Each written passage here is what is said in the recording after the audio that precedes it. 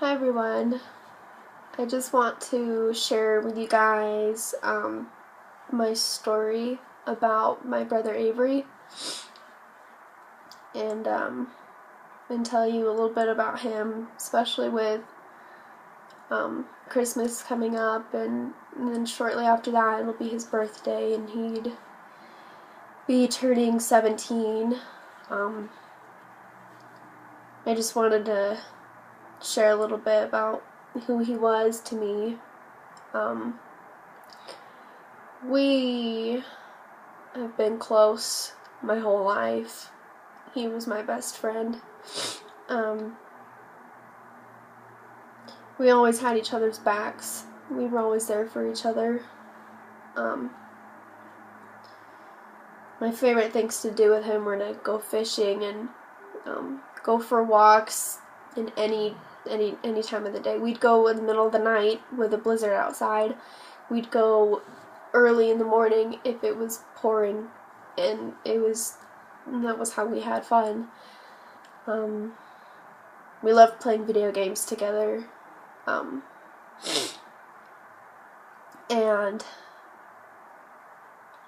he would sleep in my room with me even if he didn't want to, because I'd be scared to sleep by myself. And this was up until I was 17. He'd still do that for me, and he would drag all of his stuff upstairs just for me, so I wouldn't be scared. And we'd watch TV together all the time, and we'd watch movies, and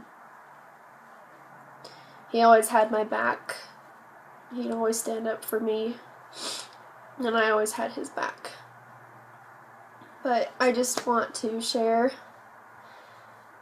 my story about the night that he committed suicide, because it's not very talked about, and I think it's really important that you guys see from my perspective what it's like.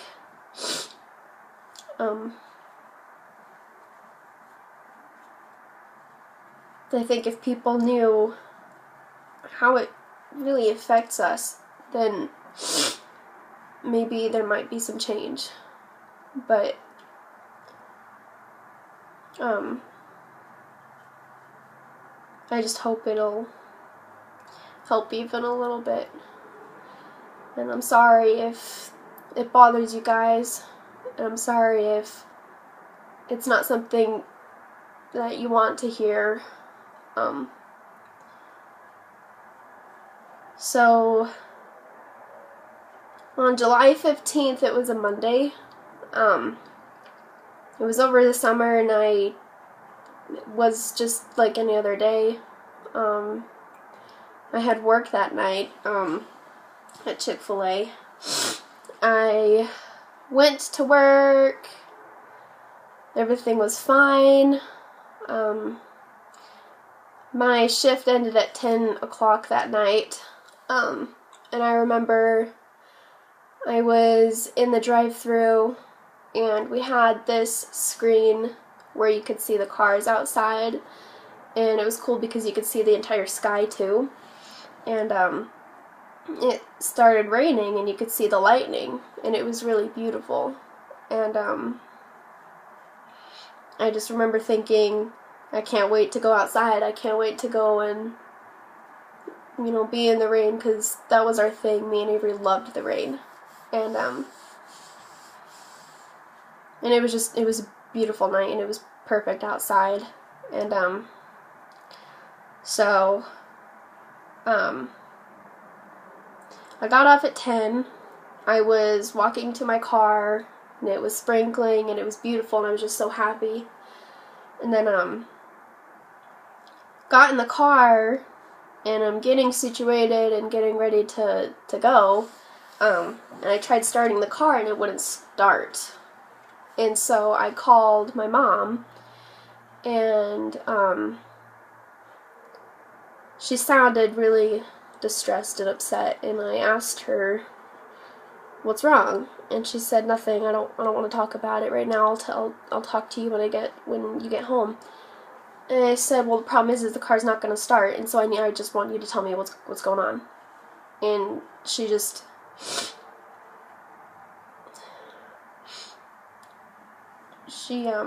flat out said Avery committed suicide.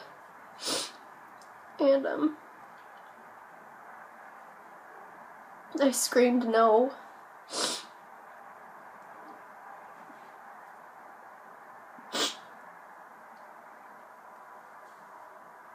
And I just kept thinking, I wish I would have taken him fishing one last time.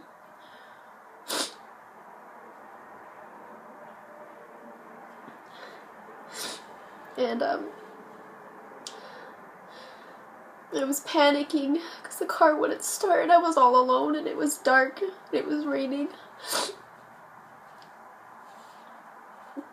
And my mom got on the phone and was on her way.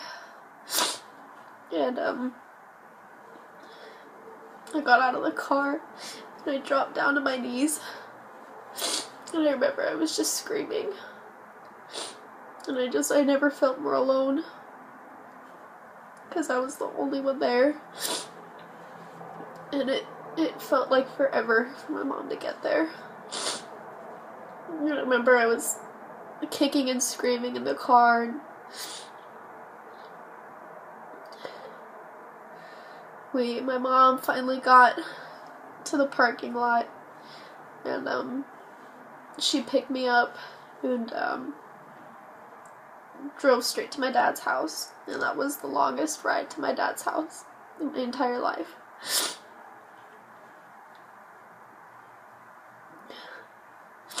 And I remember my mom was just trying her hardest to keep calm for me so that I wouldn't panic. And she called my dad, and she's just like, please just tell me please tell me this is a joke. Please tell me this is really happening. And my dad, he just said, I'm sorry, I wish it was a joke. And I remember when we pulled into the neighborhood, and we pulled down our street, and I saw the cops there. And then from then on, it just kept getting more real, and it was terrifying. I couldn't believe it. And I got out of the car, and my dad got out of the house, and I ran up to him, and I gave him a big hug. And my mom just kept saying she wanted to hold him. She wanted to see him and say goodbye. And I remember my dad saying, you don't want to go down there. You don't want to see it. He'll never be the same again.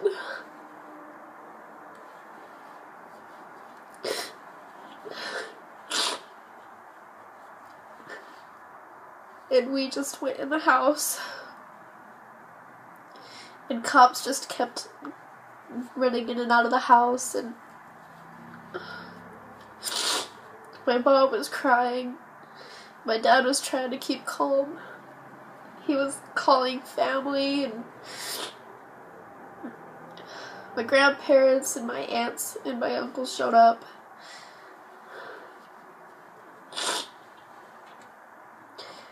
And I remember sitting on the floor, waiting by the stairs, because his room was downstairs. And I remember seeing the cops bring up the gun that he used on himself. I remember feeling really angry at that moment. I hated everything. I hated everyone. I didn't understand.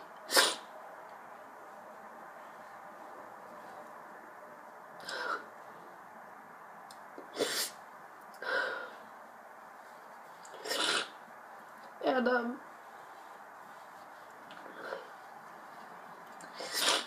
I remember when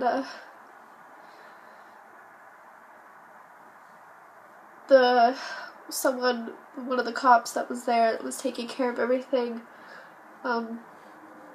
told us that they were gonna bring up his body, and that they needed us to go into another room.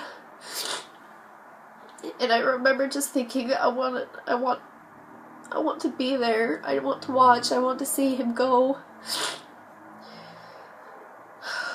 But I didn't know if I didn't know what I would see. I didn't know what to expect. So I went with the rest of my family into my parents' room.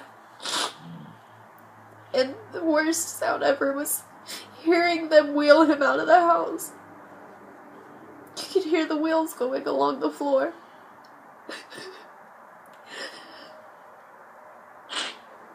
And I knew that that was the last time he was going to be in our house.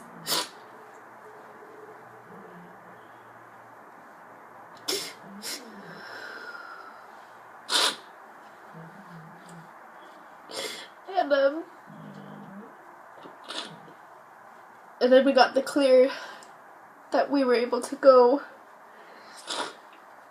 back out into the living room. And I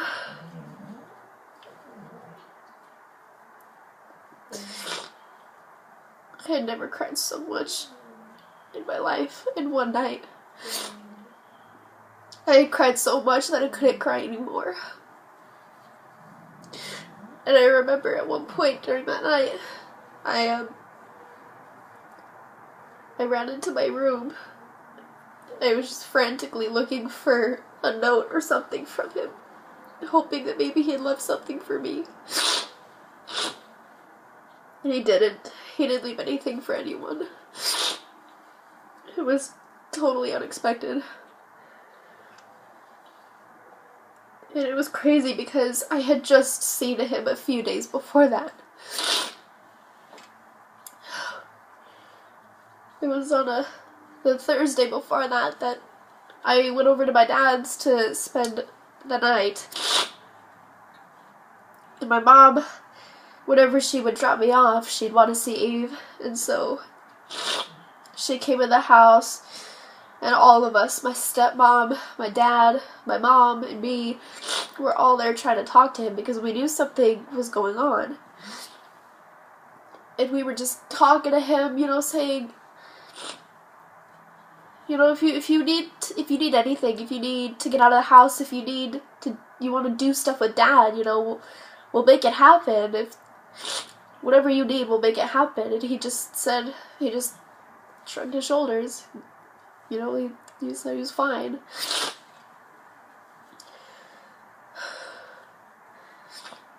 And then the very last time I saw him was the next morning, on Friday morning, was when he was getting out of the shower and walked out the door to go spend the weekend with his cousin. That was the last I saw him. I didn't even say bye to him. He didn't say bye to me. I didn't tell him I loved him. It was just a horrible habit we formed.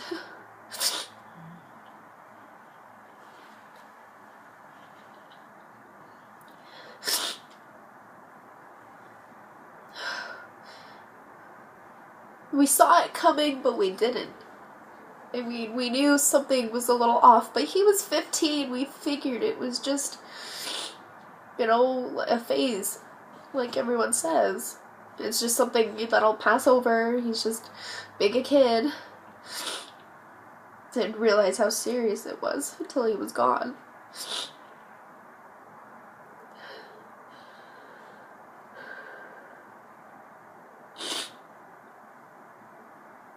I had asked my dad what happened that night. And he said, they were just laying in their bed, and their bedroom's right above Avery's room. They said that they were just laying in bed watching TV, and they heard what sounded like a bar stool in our kitchen fell over. That's all they thought it was. And so they didn't even bother to get up or to go look. They just, said it sounded like one of the stools fell over. And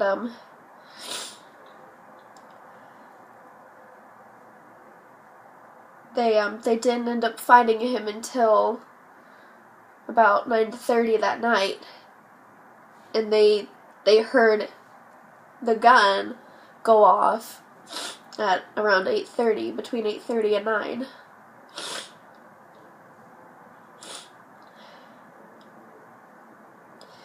My stepmom's the one who found him.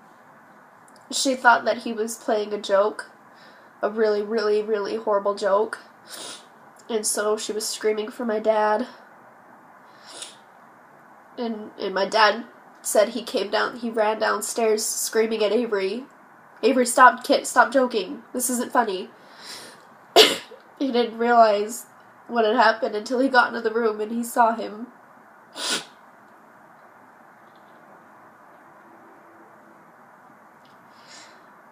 And he said he just went and he patted his back and he said, "I'm so sorry, buddy." He said that just a few hours before that, he had brought him a video game that he bought him. And he smiled at him and said, "Thanks, Dad." My dad said that he wished that he would have just said, "Hey, Dad, I'm just having some trouble. I need your help." Like, whatever was going on in his mind was just too much.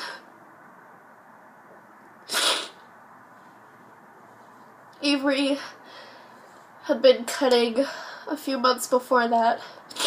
We didn't know, but he had cuts on his arms and on his thighs, and he just wore long sleeve all the time, long sleeve and long pants in the middle of July, and he refused to go swimming with us. And it's just dumb because the signs were all there. The signs were there. And I don't know if it's just that you don't want to think anything bad would happen to someone you love so much. You don't want to think that horrible things are going on in their heads.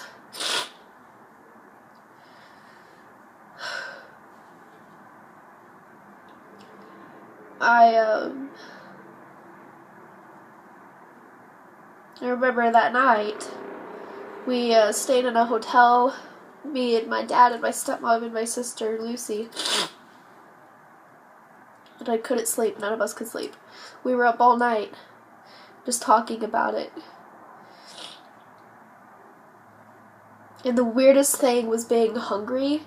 I mean, absolutely starving and not wanting to eat. Like, it was really hard to swallow.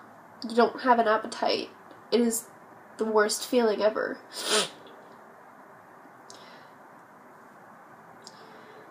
And I remember that was the longest week of my life. I remember I remember picking out his outfit that he was gonna wear for his burial. And I remember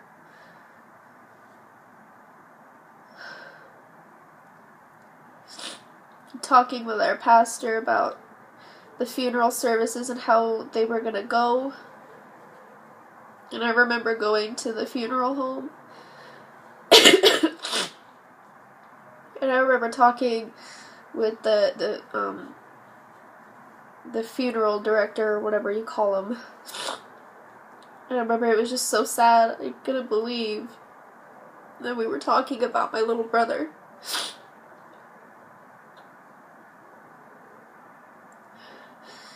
I remember talking about his obituary. I remember picking out a casket for him.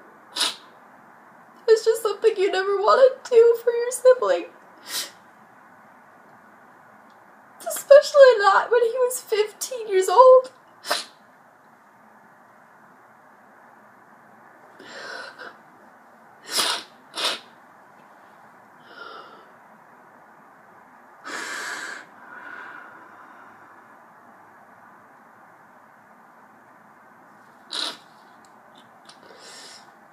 I remember the the day of his funeral, we had his viewing. And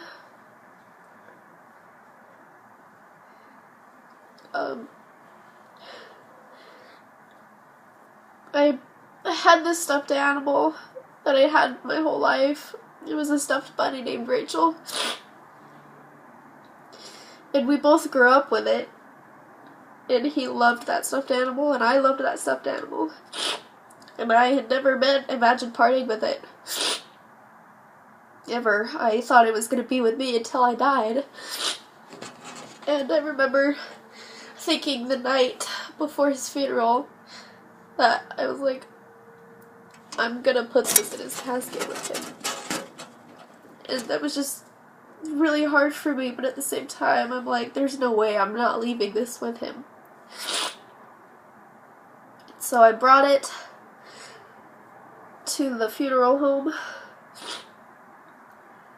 And I remember how they were doing it was they let the parents into the room to see him first. And then they let the rest of the immediate family. And walking into that room, it's so weird. And it was so scary because it didn't even look like him. They look fake. And it's so still, it's so inhuman. I dropped to my knees and I was just crying. Seeing him like that was the worst thing in my whole life.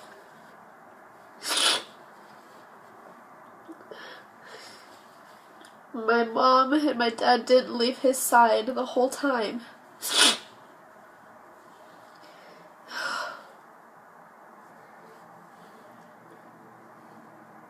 It was the worst time of my life. So it really hit me. He's really gone.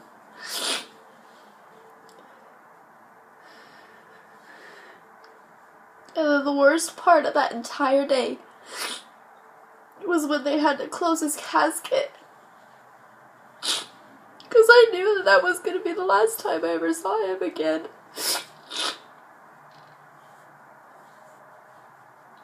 It was really hard. I kissed him on his forehead. And then I don't know what happened after that. I remember falling to the ground and just screaming. And I was really scared because I didn't know what was happening to me. And I had family pulling me off to the side, trying to get me to breathe. My mom wanted to be the last one to say goodbye to him, and she was. And it was the worst thing I've ever seen. The mother shouldn't ever have to say goodbye to her child.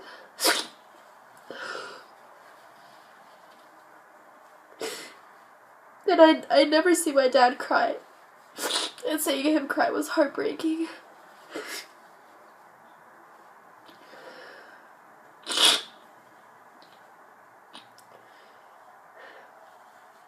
And then we had the funeral service. And we all just talked about Avery. And then we left to go up to the cemetery. And it was just a beautiful day. It was hot, but it was a beautiful day. And he has the most beautiful spot in the whole cemetery.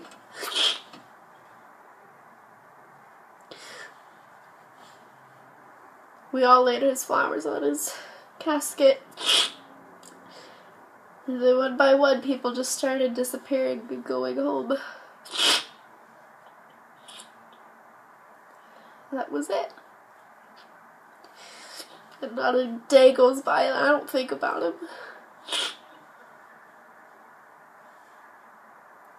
And it's hard because sometimes I feel like he's still here.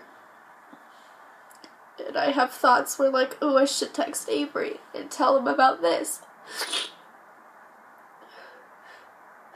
Or, oh, I should take Avery to see this movie. And I know I'll see him again someday, but it's just, It's hard, thinking I might have a really long time before I get to see him again.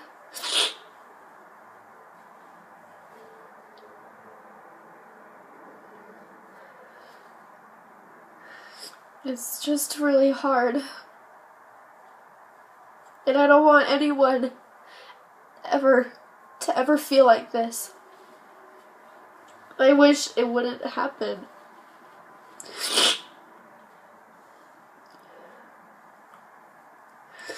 But that's the story. That's my story